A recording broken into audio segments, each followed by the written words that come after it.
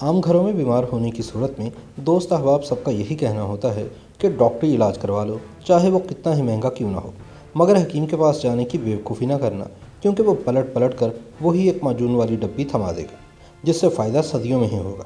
لیکن حیران کن بات یہ ہے کہ سائنس اور ٹیکنالوجی کے بڑھتے ہوئے دور میں دنیا بھر میں ایلوپیتھی کی مانند اب ہومیوپیتھک علاج اور حکیمی دواؤں کے استعمال کا رجحان تیزی سے بڑھ رہا ہے۔ جڑی بوٹیوں کے طریقہ علاج کو پیتھوپیتھی، ہربلزم اور نباتاتی ادویات کے ذریعے علاج کے نام سے بھی جانا جاتا ہے۔ تحقیق کے مطابق پاکستان میں 76%، جرمنی میں 90%، ریاستہائے متحدہ امریکہ میں 158 million, Japan 50%، India 3.8%، Australia 46%، France 49% اور کینیڈا میں 70% لوگ ہومیوپیتھک ادویات اور جڑی بوٹیوں کا استعمال کر رہے ہیں۔ ماہرین کا خیال ہے کہ ہربل ادویات کے استعمال میں اضافے کی وجہ لوگوں کا یہ عقیدہ بن گئی ہے کہ پہلے تو یہ کہ ادویات سستی ہیں اور ان کو کھانے کے کوئی سائیڈ ایفیکٹس نہیں ہوتے۔ بے شک دیر سے شفا ہو، مگر آج نہیں تو کل ان ادویات کا فائدہ ضرور ہوگا۔ عالمی ادارہ صحت ورلڈ ہیلتھ آرگنائزیشن کے مطابق دنیا کی 86% آبادی ہربل ادویات کا استعمال کر رہی ہے۔ یہ میڈیسنز متبادل طریقہ علاج ہیں۔ صرف پاکستان اور ایشیائی ممالک ہی نہیں، روس، چین اور امریکہ میں بھی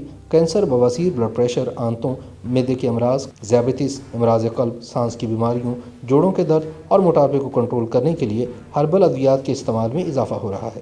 آئے روز عالمی مارکیٹ میں ہربل دواؤں اور ان کی لاگت میں اضافہ دیکھنے میں آ رہا ہے۔